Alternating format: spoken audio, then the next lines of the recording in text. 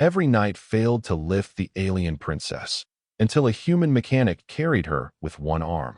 Before we dive into this story, drop a quick hi in the comments and tell me where you're watching from. It really helps support the channel. The grand halls of the Zenithian royal palace gleamed with an ethereal blue light, casting long shadows across the polished crystal floor where dozens of the galaxy's most renowned warriors stood in defeated silence.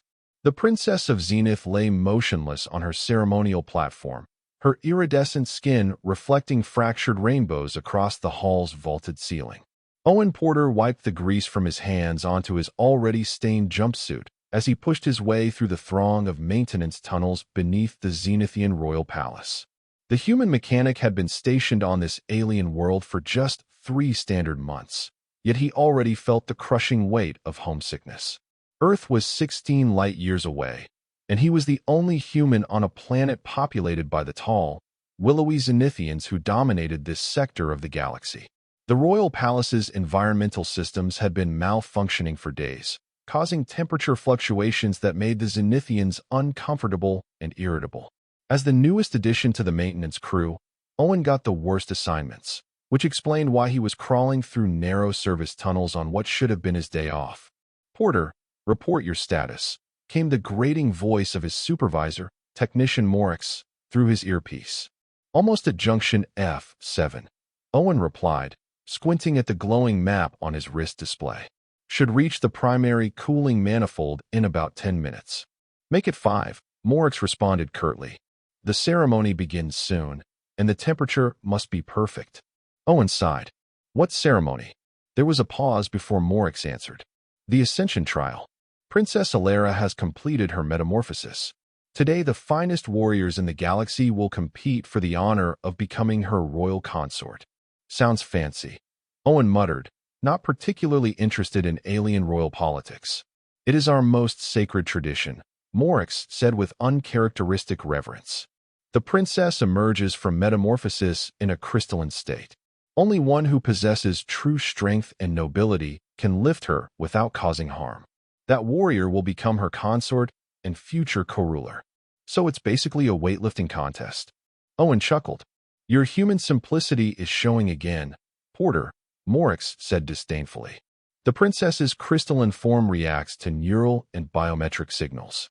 It is not merely about physical strength, but worthiness of character. Fix the cooling system, and perhaps you might glimpse the ceremony from the service corridor. Now hurry." Owen quickened his pace, navigating through the labyrinth of maintenance tunnels with the help of his wrist display. After a few minutes, he reached the primary cooling manifold, a towering piece of technology that regulated the temperature throughout the palace. He scanned the machinery with his diagnostic tool. "Found the problem," he reported. "Looks like a misalignment in the flow regulators. Should be an easy fix." Working methodically, Owen adjusted the regulators, replaced a few worn components, and recalibrated the system. The cooling unit hummed back to life, its gentle vibration indicating proper function. "Cooling system restored," he reported. "Temperature should normalize within minutes." "Acceptable work, Porter," Morix conceded. "Remain on standby in case of further issues." Owen took that as permission to observe the ceremony. He made his way to a small maintenance hatch that overlooked the grand ceremonial hall. From his vantage point, he could see the entire spectacle unfolding below. The hall was packed with Zenithians and representatives from various alien races across the galaxy. At the center of the room stood a raised platform where a crystalline figure lay. Even from a distance, Owen could see that it was the form of a Zenithian female, her body transformed into what appeared to be living crystal. The sight was breathtaking. A regal Zenithian whom Owen recognized as Emperor Thalos addressed the assembled crowd. "The time of ascension is upon us. My daughter, Princess Alara, has completed her metamorphosis and awaits a worthy consort. Let the trials begin." One by one, warriors from across the galaxy approached the crystal platform. Knights of the Zenithian Royal Guard, fearsome draconian warriors, even the hulking Goliaths from the Rigel system, all attempted to lift the princess from her resting place. Some could not budge her at all, while others managed to raise her slightly before being forced to set her down. Owen watched with growing interest as each contestant failed. Through his earpiece, He could hear Morix and other technicians commenting on the proceedings. "The princess must be rejecting them all," one technician whispered. "This has never happened before." "Perhaps none are worthy," another suggested. After hours of failed attempts, a palpable tension filled the hall. Emperor Thelos looked increasingly concerned as the last of the scheduled contestants completed his attempt unsuccessfully. "This is unprecedented," Morix muttered through the calm. "All the greatest warriors have failed." The Emperor looks worried. Owen could understand why. The princess remained motionless on her platform, her crystalline form glittering under the ceremonial lights. Suddenly, a loud crack echoed through the hall, causing everyone to fall silent. Owen leaned closer to the maintenance hatch and saw that one of the environmental control panels near the princess's platform had short-circuited, sending sparks flying. "Porter!" Morix's voice screamed in his ear. "Environmental system failure in the main hall. Get down there now." Owen didn't hesitate. He scrambled through the maintenance corridors and emerged through a small door near the back of the hall.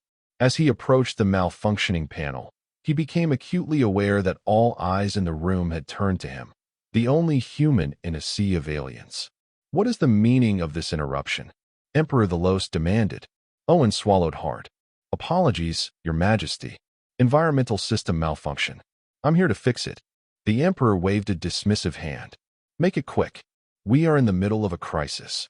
Owen knelt by the damaged panel and immediately saw the problem. The power coupling had overloaded, likely due to the strain of maintaining perfect conditions for so many hours. He worked quickly, replacing the damaged components and rerouting power through secondary systems. As he worked, he couldn't help overhearing the Emperor's conversation with his advisors. "What if no one can lift her?" one advisor asked worriedly. "Then she will remain in crystalline stasis indefinitely," the Emperor replied, his voice heavy with concern. "The ancient texts speak of such rare occurrences. If no worthy consort is found, the princess may never awaken." Owen glanced over his shoulder at the crystalline figure on the platform. From this angle, he could see her more clearly, the delicate features of her face, the elegant curve of her form. Despite being transformed into crystal, there was something undeniably alive about her. Having completed his repairs, Owen closed the panel and stood to leave. As he did, his toolkit slipped from his belt and scattered tools across the floor. Embarrassed, he bent to gather them, aware of the disdainful looks from the Zenithian nobles. "The human mechanic disrupts our most sacred ceremony," one noble sneered loudly enough for Owen to hear. Owen gritted his teeth and continued collecting his tools. As he reached for a wrench that had skittered near the princess's platform, he suddenly found himself standing beside the crystalline figure. Up close, the princess was even more remarkable. Her crystal form seemed to contain shifting colors, like light passing through the purest diamond. Without thinking, Owen reached out a hand, then quickly pulled it back, remembering where he was. "You there, human," the Emperor called. "Step away from the princess." Owen turned to apologize, but lost his footing on the raised platform. To steady himself, he instinctively reached out and placed his hand on the crystal form of the princess. A collective gasp rose from the crowd. Touching the princess during the Ascension trial was forbidden to all but the official contestants. Owen started to remove his hand, but as he did, he felt movement beneath his palm. To everyone's astonishment, including Owen's, the crystalline form of Princess Elara shifted slightly toward him. A soft glow emanated from where his hand made contact with her crystal surface. "Impossible," someone in the crowd murmured. Emperor Thelos strode forward. "Human, what is your name?" "Owen Porter, Your Majesty," Owen replied nervously. "I'm just a mechanic. I didn't mean to." "The princess responds to you," the Emperor interrupted, his voice filled with wonder. "In all our history, this has never happened with an off-worlder, let alone a human." One of the Emperor's advisors stepped forward.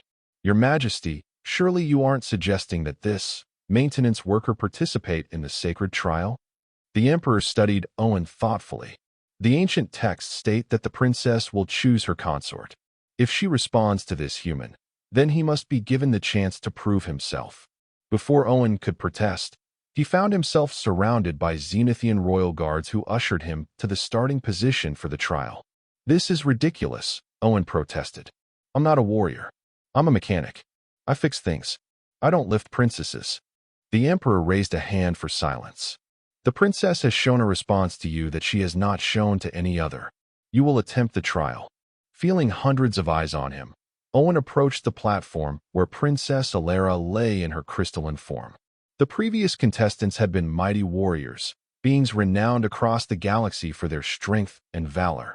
By comparison, Owen was just an average human with grease-stained hands and a wrench in his back pocket. Standing before the platform, Owen took a deep breath. He had no idea what he was supposed to do, so he simply reached out both hands and placed them gently on the crystalline form of the princess. Immediately, a warm glow spread from his hands throughout her entire crystal body. To everyone's amazement, the princess's form lightened in color, shifting from deep blue to a soft, radiant white. Encouraged by this response, Owen carefully slid one arm under her shoulders and the other under her knees, just as he would if helping an injured colleague.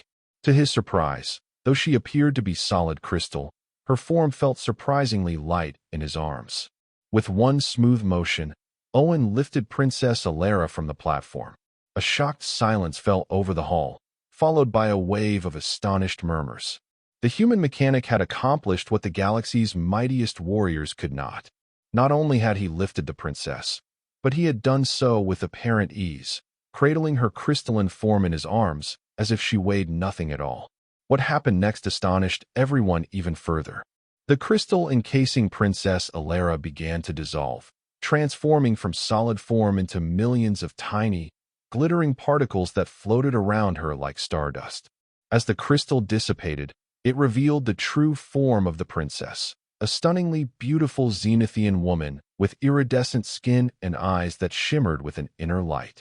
Princess Alara's eyes fluttered open, and she gazed up at Owen with a mixture of confusion and wonder.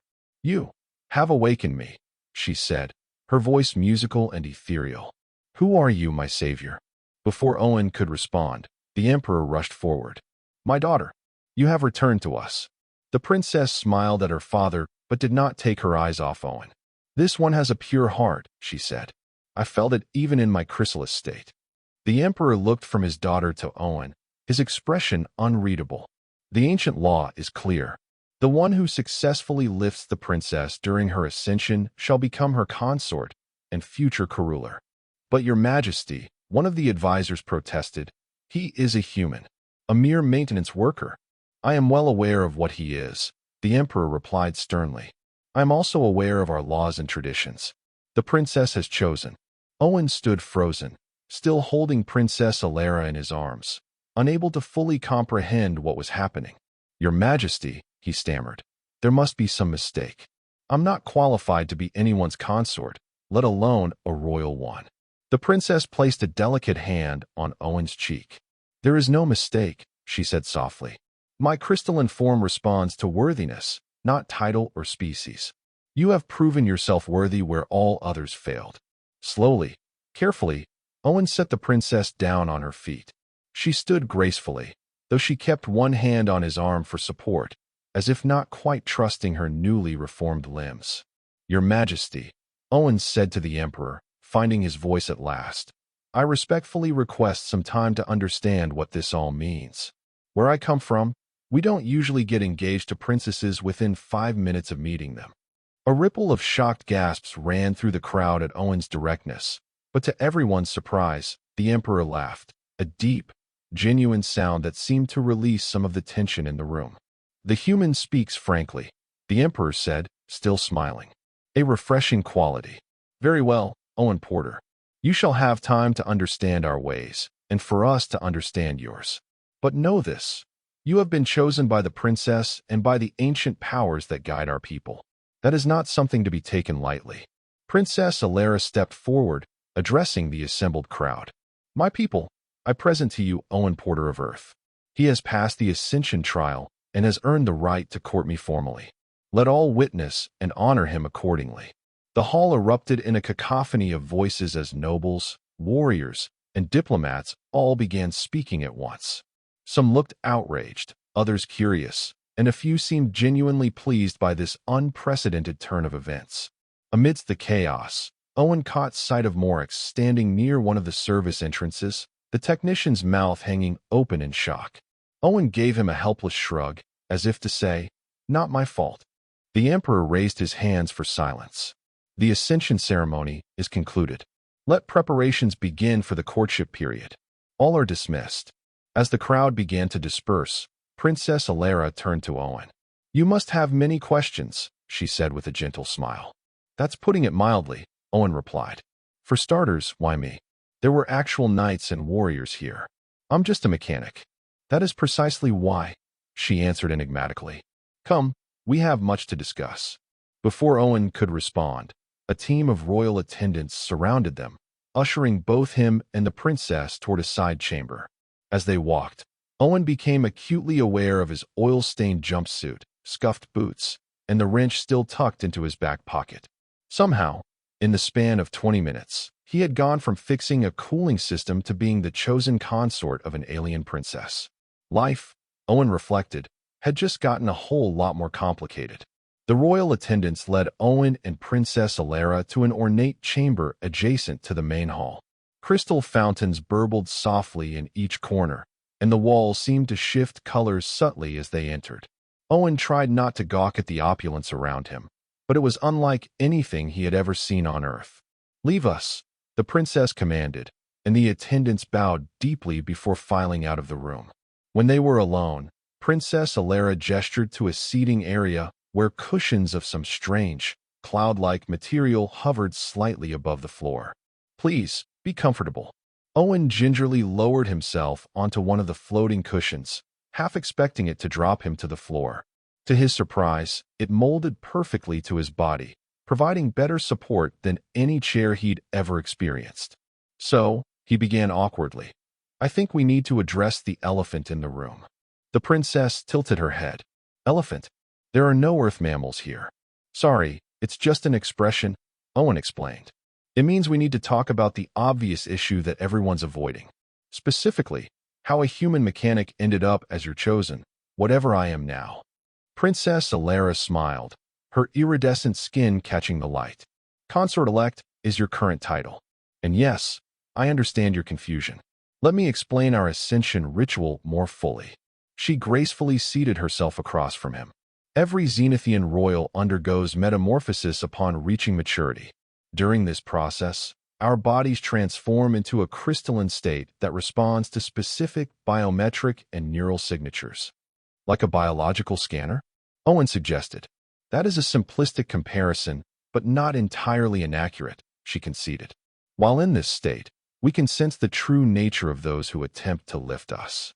It is not merely a test of physical strength, but of character, intention, and compatibility." Owen ran a hand through his short brown hair. "But all those warriors and knights, they had to have some good qualities. Why reject them and pick me?" The princess leaned forward slightly. "What were you thinking about when you touched my crystalline form?" The question caught Owen off guard. "I was thinking that you looked vulnerable," he admitted. "All those people watching, all those expectations. I wondered if you were aware during your crystal state, if you were scared or lonely in there." A soft glow emanated from Princess Alara's skin. "And there is your answer. The warriors approached me thinking of glory, power, political advantage, or their own desires.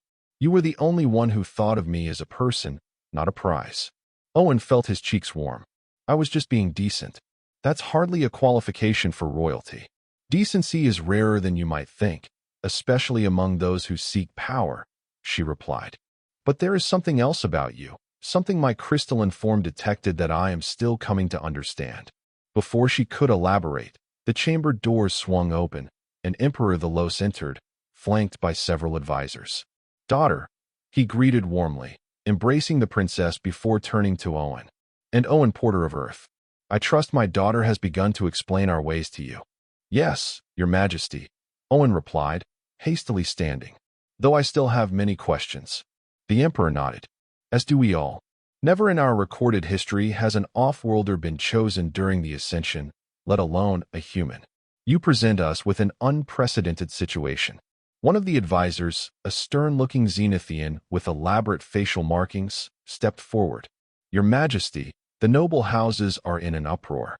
Many are questioning the validity of the trial. The law is clear, the emperor stated firmly. The princess has chosen. However, he turned to Owen. Tradition dictates a formal courtship period before the union is finalized. Typically, this is a mere formality, but in this case, it may serve a greater purpose. What kind of courtship? Owen asked cautiously. 3 challenges, Princess Alara explained. Designed to publicly demonstrate your worthiness to be my consort and a future ruler of Zenith. Owen felt his stomach drop. Challenges? Like combat? Because I should mention that fighting isn't really in my skill set. The Emperor made a sound that might have been a chuckle. The challenges vary with each ascension, tailored to test qualities deemed important for that generation's leadership. My advisors and I will determine appropriate trials for you, Owen Porter. And if I fail? Owen asked. A heavy silence filled the room. Let us hope it does not come to that, the Emperor finally said. The consequences of a failed courtship after a successful ascension are severe. Princess Alara rose swiftly. Father, you cannot mean to invoke the ancient penalty. It has not been enforced in 7 generations. What penalty? Owen asked, looking between them. The Emperor held up a hand to silence his daughter. We are bound by tradition, Alara. If the human fails the courtship challenges, both he and you will face exile. You would be forever separated from your people, your birthright, everything. Owen stared in disbelief. Wait, so if I mess up, not only do I get punished, but she does too? How is that fair? The ascension choice is considered binding on both parties, the stern advisor explained with obvious disapproval. If you prove unworthy after being chosen, it reflects a flaw in the princess's judgment. Both must bear the consequences. Owen looked at Princess Alara, who had gone very still. I didn't ask for any of this, he said quietly. I was just doing my job. I don't want to be responsible for ruining your life. The princess met his gaze steadily. You won't fail, Owen Porter. I have seen your true nature. I have faith in you. Her confidence only made Owen feel worse. He was a mechanic from Earth, not some hero from a story. The weight of responsibility settling on his shoulders felt crushing. The Emperor studied Owen thoughtfully. You have 1 standard day to prepare. The first challenge will take place tomorrow at midday. Until then, you will be given quarters in the royal wing and attendants to see to your needs. Your Majesty, Owen began, I really think. The matter is decided. The Emperor interrupted. Rest well, Owen Porter. You will need your strength. With that, the Emperor and his advisors departed, leaving Owen alone with the princess once more. I'm sorry about this, Owen said once they were alone. If I could go back and not touch that control panel, I would. Princess Alara shook her head.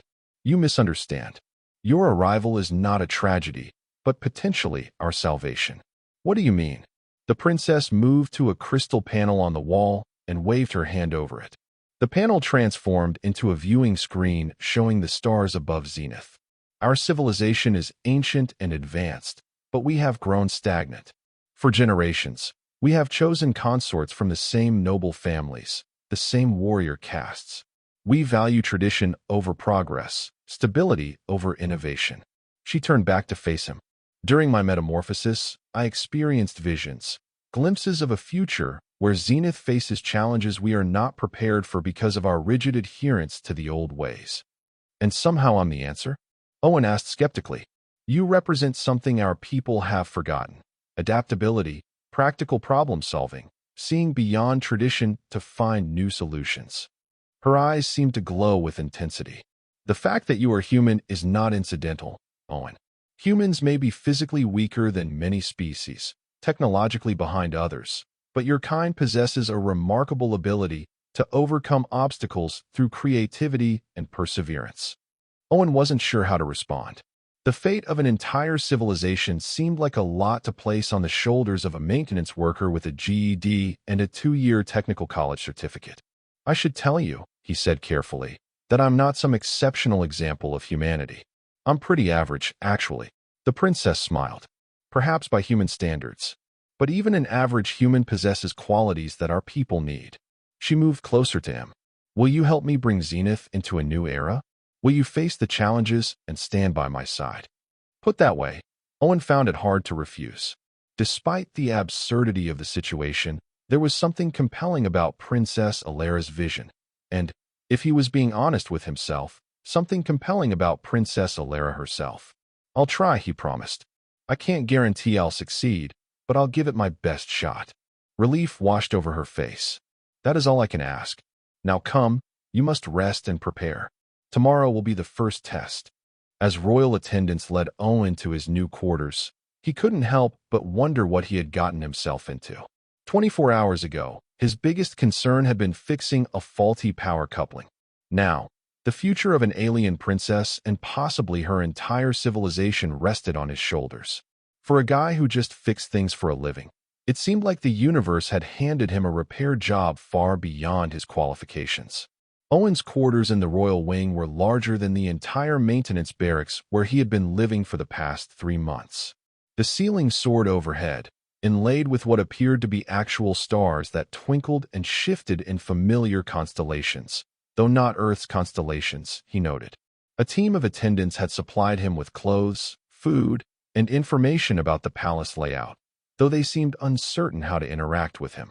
Some were deferential to the point of absurdity, while others barely concealed their disdain. After they departed, Owen explored his new lodgings. The bathroom, or cleansing chamber as the attendants had called it, featured a pool that seemed to be filled with something other than water.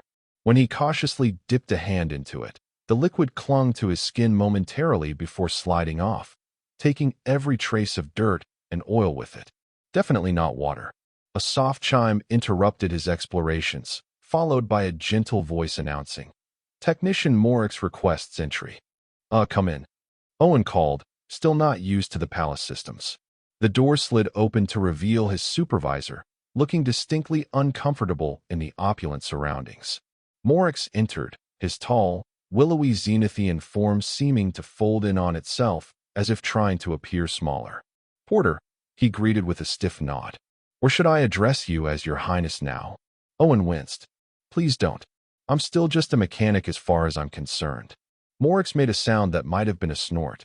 A mechanic who managed to become consort-elect to the Princess of Zenith. The entire maintenance division is in an uproar. Half think you planned this somehow. How could I possibly have planned this? Owen asked incredulously. I didn't even know the princess existed until today. That is what I told them, Morix said, his posture relaxing slightly. You lack the intelligence for such a scheme. Owen decided to take that as a compliment, of sorts. So why are you here? I doubt it's a social call. Morix glanced around as if checking for eavesdroppers. I came to warn you. The noble houses are furious about this development. Some are claiming that you must have cheated somehow, that a human could not possibly be worthy of the princess. I didn't ask for any of this, Owen said wearily. Nevertheless, it has happened, Morix replied. And now you face the courtship challenges. Do you know what they entail? Owen shook his head. The Emperor said they'll announce them tomorrow. The challenges are traditionally designed to showcase the qualities valued in a royal consort. Wisdom, courage, diplomatic skill. Morix tilted his head, studying Owen. No offense intended, Porter, but these are not areas where humans typically excel. Thanks for the vote of confidence, Owen muttered. To his surprise, Morix extended a data tablet. These are the historical records of past courtship challenges. They may help you prepare. Owen took the tablet, genuinely touched by the gesture. Thank you, Morix. But why help me? You've never seemed particularly fond of humans. The technician was quiet for a moment. I have supervised you for 3 months, Porter. Your work is adequate. But more importantly, you treat our technology with respect. You seek to understand, not merely to exploit. He straightened to his full height. Also, the maintenance division has placed bets on your performance. I have wagered considerably on your success. Owen couldn't help but laugh. At least someone believes in me. I believe in statistical analysis, Morix corrected. You have certain qualities that may prove unexpectedly valuable. Your human adaptability, for instance, and your peculiar ability to repair systems you have never encountered before. Is that a compliment? It is an observation, Morix replied stiffly. He moved toward the door. Study those records, Porter. The princess chose you for a reason. Perhaps it would be wise to determine what that reason is before tomorrow's challenge. After Morix left, Owen spent hours reviewing the historical records. Past challenges had included everything from philosophical debates to combat trials, diplomatic negotiations to tests of ethical judgment. There seemed to be no consistent pattern, making it impossible to predict what he might face.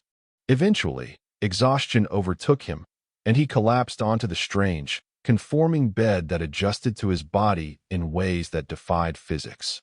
As sleep claimed him, his last conscious thought was that Princess Alara believed in him. For reasons he couldn't articulate, that meant more to him than it probably should after just one day. Morning arrived with a soft, melodic tone that gradually increased in volume until Owen opened his eyes. The ceiling above him had shifted from night to dawn, with soft pinks and golds mimicking a sunrise. "The first courtship challenge will commence in 3 hours," announced a gentle voice from nowhere in particular. Royal attendants await outside to assist with preparations. Owen groaned. "Tell them I'll be out in 10 minutes, he called to the room. After using the strange knot water bath and dressing in the clothes provided, a fitted garment made of material that seemed to adjust to his movements while maintaining perfect temperature, Owen emerged to find 6 attendants waiting. Consort-elect. They greeted in unison, bowing deeply. "Just Owen is fine," he said, still uncomfortable with the formality. "That would be inappropriate," the lead attendant replied. "Please follow us to the morning repast." Breakfast was served in a small dining room where, to his surprise, Princess Alara awaited him. She wore a gown that seemed woven from living light, shimmering as she moved. "Owen," she greeted warmly, "I hope you rested well." "As well as possible, considering," he replied, taking the seat indicated across from her. "Any hints about what I'll be facing today?" The princess shook her head. "The challenges are kept secret even from me. It is part of the tradition. Neither the princess nor her chosen consort can prepare specifically. It is meant to test your natural abilities." "Great," Owen muttered. Various foods were placed before him, some recognizable, others distinctly alien. He cautiously tried a purple fruit that tasted surprisingly like a combination of strawberry and mint. "There is something I can tell you, however," Alara said, leaning forward. "The challenges always reflect the needs of Zenith at that particular moment in history. They are designed not merely to test you, but to reveal something about the path our civilization must take." Owen considered this. "So whatever I'm facing today is somehow connected to Zenith's future?" "Precisely," she confirmed. "My father and the Council of Elders determine the challenges based on their assessment of our greatest needs." That was interesting. Owen had assumed the challenges would be designed to humiliate or defeat him, given the resistance to a human consort. But if they genuinely reflected Zenith's needs, perhaps he had a chance after all. "What do you think Zenith needs most right now?" he asked. Alara's expression grew serious. "Innovation. Adaptation. For centuries, we have relied on our technological superiority and ancient traditions. But the galaxy is changing. Other species are advancing rapidly, humans among them. We cannot remain static if we wish to survive." Owen nodded slowly. "So that might be what I'll be tested on today? My ability to adapt or innovate." "Perhaps," she said, "though it will likely not be so straightforward." Their conversation was interrupted by the arrival of Emperor Thalos, who entered with his usual entourage of advisors. "The preparations are complete," he announced. "It is time for the first challenge." Owen stood, his breakfast only half eaten. "I'm ready, Your Majesty." The Emperor studied him. "Are you?" "We shall see." He turned to address the princess. "Alara, you will observe from the royal viewing platform, as tradition dictates." The princess rose gracefully. "I have faith in my chosen consort," she stated firmly, her eyes meeting Owen's. In that moment, he felt a connection between them that transcended their brief acquaintance, a sense that she truly did see something in him worth believing in. Owen was escorted to a large arena at the heart of the palace. Thousands of Zenithians filled the tiered seating, along with representatives from various alien species. The buzz of conversation died as he entered, followed by a wave of murmurs. The Emperor and Princess took their places on an elevated platform, while Owen was led to the center of the arena floor. Above them, the transparent dome revealed the twin suns of Zenith shining in a purple sky. "Citizens of Zenith and honored guests," the Emperor's voice boomed across the arena. "We gather to witness the first courtship challenge. The human, Owen Porter, has been chosen by Princess Alara during the Ascension. He must now prove his worthiness through 3 trials. The Emperor raised his hands, and the arena floor began to transform. Sections slid away, revealing a complex mechanical structure rising from below. The first challenge is the Trial of Restoration, the Emperor announced. Before you stands the ancient Nexus, a device of our ancestors that has remained dormant for centuries. None have been able to restore its function. The challenge: reactivate the Nexus before the twin suns reach zenith. Owen stared at the device before him. It resembled nothing he had ever seen. A towering structure of crystal, metal, and what appeared to be living circuitry.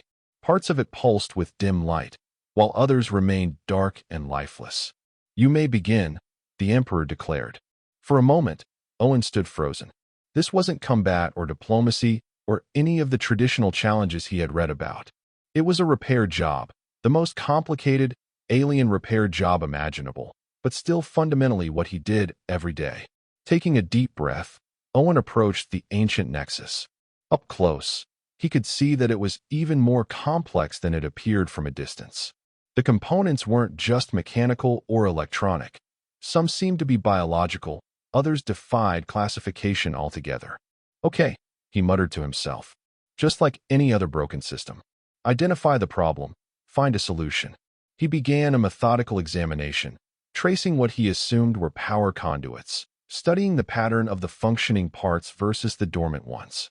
As he worked, he became aware of whispers from the crowd, some mocking, others curious. "The human thinks he can solve what our greatest minds could not. Perhaps the princess chose more wisely than we thought." Owen tuned them out, focusing entirely on the puzzle before him. After nearly an hour of examination, he began to understand the basic principles of the device. It wasn't entirely alien after all. It operated on fundamental laws of physics that applied throughout the universe. Energy transfer, signal processing, quantum entanglement. The principles were universal, even if the implementation was unlike anything on Earth. The problem, he realized, wasn't that the device was broken. It was that it had been designed to integrate with systems that no longer existed. It was like finding an ancient floppy disk drive with no computer to connect it to. Owen glanced up at the royal platform where Princess Alara watched. Their eyes met briefly, and he saw nothing but confidence in her gaze. That gave him an idea. If the Nexus was designed to connect with systems that no longer existed, perhaps he could adapt it to connect with systems that did exist. The palace itself was full of advanced technology. If he could create an interface between the ancient device and modern Zenithian systems. Working quickly now, Owen began disassembling parts of his own toolkit. He took components from his diagnostic scanner, power cells from his personal devices, even the communication module from his wrist display. Using tools designed for modern repairs, he began crafting an improvised adapter.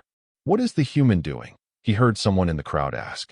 "He appears to be creating something new," came the surprised reply. As the twin suns climbed higher in the sky, Owen worked feverishly, sweat beading on his forehead. The adapter took shape in his hands, a hybrid of human ingenuity, Zenithian technology, and components salvaged from his own equipment. When it was complete, he carefully connected it to what he believed was the main input node of the ancient Nexus. The adapter hummed to life, lights flickering as it attempted to establish communication between incompatible systems. For several tense moments, nothing happened. The crowd had fallen completely silent. Owen held his breath, watching as the signals from his makeshift device tried to negotiate with the ancient technology. Suddenly, a pulse of blue energy surged through the Nexus. Dormant sections began to illuminate, crystal components vibrating with increasing frequency. The entire structure hummed with power, patterns of light racing along its surface. At the very top of the Nexus, a beam of intense white light shot upward, piercing the dome and reaching into the sky above. It split into multiple beams that spread across the horizon, creating a network of light that briefly outlined what appeared to be the skeleton of a much larger system that had once encircled the planet. A collective gasp rose from the crowd. Even the Emperor stood from his throne, staring in wonder at the spectacle. As quickly as it had appeared, the network of light faded, But the Nexus itself continued to pulse with steady energy, fully activated for the first time in centuries. He did it, someone in the crowd whispered, the words carrying in the stunned silence. The human restored the ancient Nexus. Owen stepped back from the device, hardly believing what he had accomplished. He had simply approached it as he would any repair job: identify the problem, improvise a solution, make it work with the tools available. The Emperor's voice broke the silence. The challenge is complete. The human, Owen Porter, has succeeded in the trial of restoration. What our greatest scholars and engineers could not accomplish in centuries, he has achieved in hours. Princess Alara was beaming, her skin glowing with what appeared to be joy. Even the stern advisors looked impressed, if reluctant to show it. The first trial reveals the path. The Emperor continued, his voice solemn. Zenith must learn to adapt our ancient wisdom to new realities. We must connect our past to our future. He looked directly at Owen. The human has shown us how. Owen realized then what Princess Alara had meant. The challenges weren't just about testing him. They were about showing Zenith what it needed. In this case, the ability to adapt and innovate rather than being trapped by tradition. As royal attendants escorted him from the arena floor, Owen caught sight of Morix in the crowd. The technician gave him a subtle nod of approval. Apparently, his bet was still looking good. One challenge down, Owen thought. 2 more to go. And for the first time since this strange journey began, he allowed himself to feel a glimmer of hope that he might actually succeed. The next morning, Owen found himself once again in the arena, this time facing a challenge that seemed far removed from his comfort zone. The second trial is the challenge of understanding, the Emperor announced to the packed arena. Before you stand representatives of 7 species with whom Zenith has strained relations. You must resolve a long-standing dispute between them and forge an agreement that benefits all parties, including Zenith. Owen surveyed the 7 aliens arrayed before him. They couldn't have been more different from each other. One appeared to be made entirely of shifting vapor, another resembled a massive arthropod, while a third glowed with bioluminescence. The remaining 4 were equally diverse, representing species Owen had never encountered or even heard of. This was definitely not a repair job. As a mechanic, Owen had never participated in diplomatic negotiations. He'd barely even attended staff meetings back on Earth. The species representatives have agreed to speak a common trade language for this challenge, the Emperor added. You have until sunset to reach an accord. Begin. Owen approached the aliens cautiously. Greetings, he began. I'm Owen Porter. I understand we need to resolve some disputes between your peoples and Zenith. The vapor form being rippled in what might have been amusement or disdain. A human mediator? How? Unconventional. I am Ambassador Nimbus of the Etherian Collective. Our grievance concerns Zenithian restriction of nebula harvesting rights in shared sectors. Each ambassador introduced themselves and outlined their grievances. The Qatar Hive objected to trade tariffs. The luminescent Folix were concerned about cultural contamination. The aquatic Merdalian disputed territory boundaries. On and on it went, a complex web of interspecies conflicts that had apparently been simmering for generations. Owen listened carefully, taking mental notes. When all 7 had spoken, he realized the true nature of the problem. Each species was focused entirely on their own interests, with no consideration for the others. And Zenith, according to their complaints, had been equally self-centered in its dealings. Thank you for explaining your positions, Owen said finally. But before we dive into negotiations, I'd like to understand something more fundamental. What does each of your species value most? Not just your grievances, but your core needs and aspirations. The ambassadors exchanged confused glances. Clearly, this was not how diplomatic negotiations usually proceeded. The Qatar Hive values genetic diversity above all, the insectoid ambassador chittered after a moment. Our species evolves through genetic exchange. The trade restrictions limit our access to new genetic materials. One by one, the others shared their fundamental values. The Etherians prized freedom of movement. The Folix valued preservation of unique cultural expressions. The pattern became clear. Beneath the political grievances were basic needs and values that weren't so different from what humans cared about. Owen thought about how he approached complex repair jobs. When multiple systems were failing, The key was to understand how they were supposed to work together, not just fix each part in isolation. "I think I see the problem," he said finally. "Everyone's been approaching these disputes as separate issues to be resolved one-on-one with Zenith. But what if we created a framework where all 8 parties, your 7 species plus Zenith, work together as a system?" He moved to a large display screen provided for the negotiations and began sketching a diagram. "Imagine a cooperative network where each species contributes what they excel at and receives what they most need. The Etherians have unmatched navigation skills, the Qatar exceptional bioengineering, Zenith advanced technology." As Owen mapped out how the species could complement each other, the ambassadors grew more engaged, offering refinements and suggestions. By midday, what had begun as a list of grievances had transformed into the blueprint for an interspecies cooperative agreement. The Folix could showcase their artistic traditions and cultural exchanges, preserving their heritage while sharing it with others, the luminescent ambassador suggested, glowing brighter with enthusiasm. And the Qatar could establish genetic research outposts in Meridian territories, providing defense technology in exchange for access to aquatic biodiversity, the insectoid representative added. Hour by hour, the framework evolved. Owen didn't try to dominate the process. Instead, he asked questions, suggested connections, and encouraged the ambassadors to build on each other's ideas. His experience troubleshooting complex systems gave him an intuitive sense for how different parts could work together. As sunset approached, they had crafted a comprehensive agreement that addressed every grievance through a cooperative approach rather than adversarial negotiations.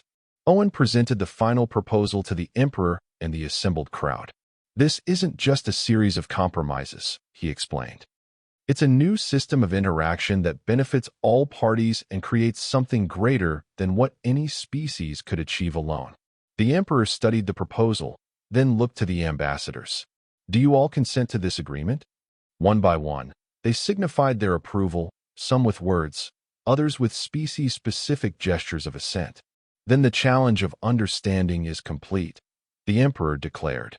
"Owen Porter has succeeded in forging an agreement where countless formal diplomatic efforts have failed." The crowd's reaction was more enthusiastic than after the first challenge. Even some of the noble houses that had opposed him seemed impressed by what he had accomplished. As the ambassadors departed, the vapor-formed Etherian paused before Owen. "Humans are known for their divisiveness on their own world," it observed. "Yet you showed remarkable skill at fostering unity among diverse species. Perhaps your princess chose more wisely than anyone realized." Owen didn't know how to respond to that. He simply nodded his thanks as the alien departed in a swirl of mist. Princess Alara approached him as the arena began to empty. "You continue to surprise everyone," she said, her voice warm with approval. "Including me. I just treated it like a systems integration problem," Owen admitted. "Find how the parts work best together instead of trying to force them to work in isolation. That is precisely the approach Zenith has failed to take in our interspecies relations," she replied. "We have always negotiated from a position of presumed superiority rather than mutual benefit." Owen was beginning to understand what she had meant about Zenith needing to change.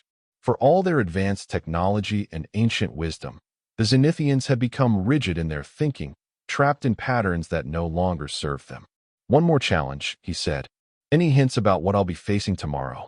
The princess shook her head. "The final trial is always the most difficult. But you have shown wisdom and adaptability. Have faith in those qualities." As they parted, Owen realized something unexpected. He was no longer just going through these challenges to avoid exile or to fulfill some duty thrust upon him. He genuinely wanted to succeed, not just for himself or even for Princess Alara, but for all of Zenith. Somehow, in just a few days, he had come to care about the future of this alien civilization. That night, Owen slept fitfully, his mind racing with possibilities for the final challenge. Combat. Some test of courage? A philosophical question? The historical records Morix had provided offered no clear pattern for the third trial. Morning came too quickly.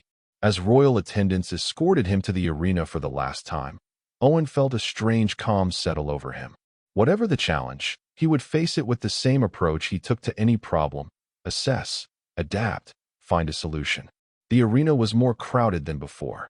Word of his successes had spread, drawing spectators from across the planet. The Emperor and Princess took their places on the royal platform, their expressions solemn. Citizens of Zenith and honored guests, the Emperor's voice rang out. We come to the final courtship challenge. The human, Owen Porter, has passed the trial of restoration and the challenge of understanding. Now he faces the test of sacrifice. A hush fell over the crowd.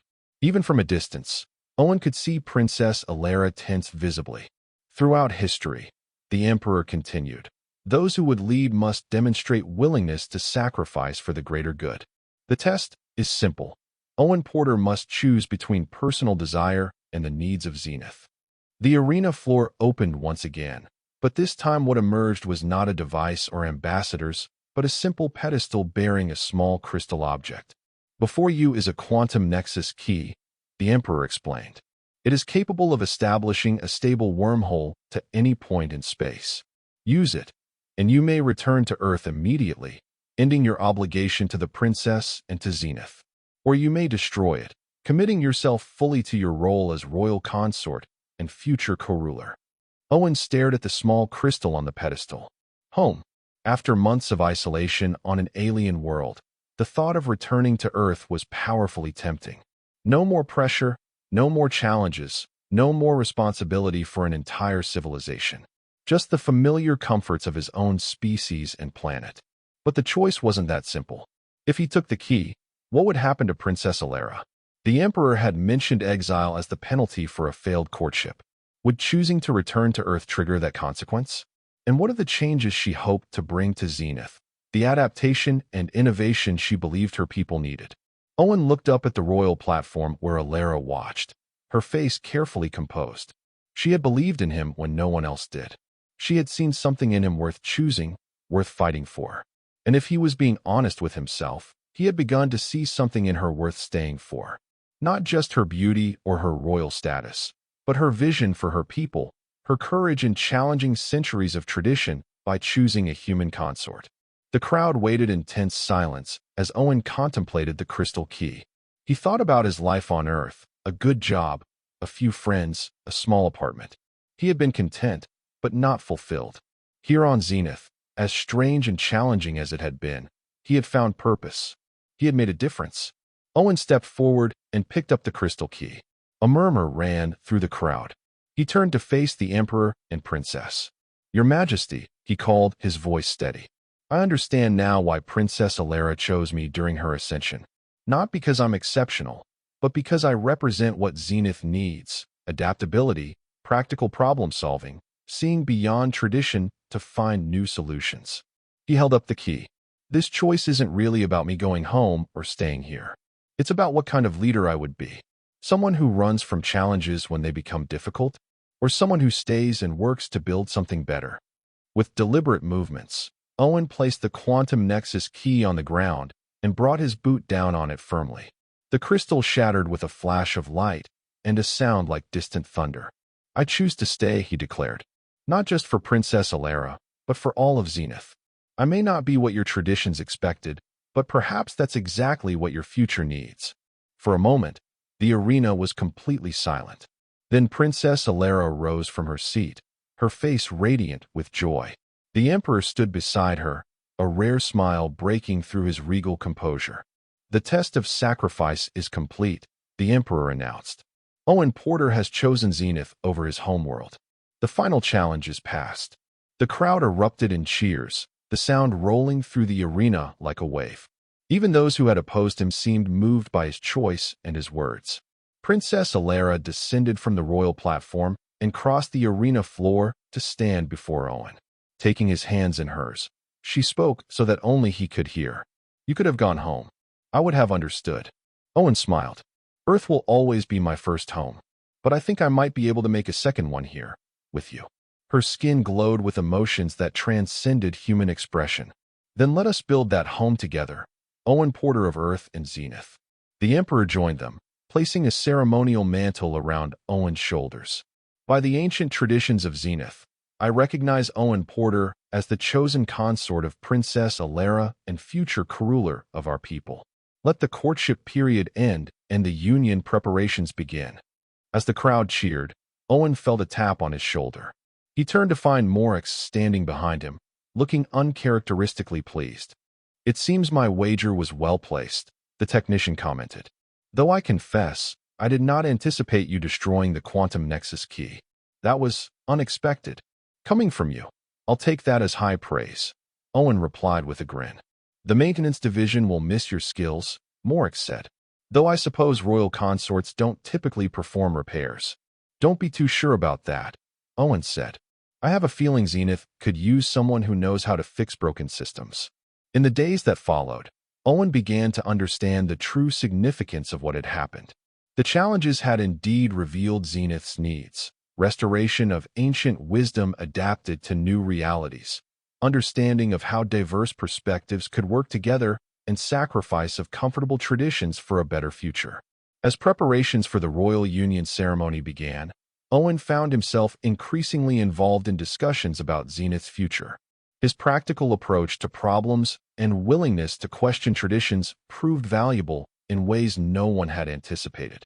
Princess Alara, now his bride-to-be, confided in him one evening as they watched the twin moons rise from a palace balcony. "My vision during metamorphosis is coming true," she said. "Already, our people are beginning to change, to adapt. Your influence has only just begun, Owen Porter." Owen slipped an arm around her waist, still amazed at how natural it felt to be with her despite their different species. "We'll figure it out together," he promised. "One repair job at a time." She laughed, the sound like crystal chimes in the night air.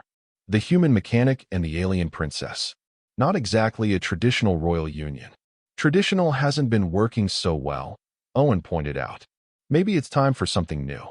As they stood together looking out at the vast city spreading below them, Owen reflected on the strange journey that had brought him here. He had come to Zenith as just another worker, assigned to fix machines and stay out of sight. Now he stood beside its future ruler, his own future inexorably linked with hers and with the entire civilization. All because he had seen a princess not as a prize to be won or a symbol of power, but as a person who might be afraid and alone inside her crystal cocoon. All because he had lifted her with one arm when mighty warriors had failed with all their strength. Sometimes, Owen realized, the greatest strength isn't in muscle or might, but in seeing what others miss and caring enough to reach out a helping hand. And that was the end of the story. If you listened all the way to here, don't forget to leave feedback about what you thought of the story in the comments, whether positive or negative. Your feedback helps us improve. Also leave your like and subscribe to the channel for more stories like this one. And I'll leave here on the screen another video that I'm sure you'll like. Big hug, and see you in the next story.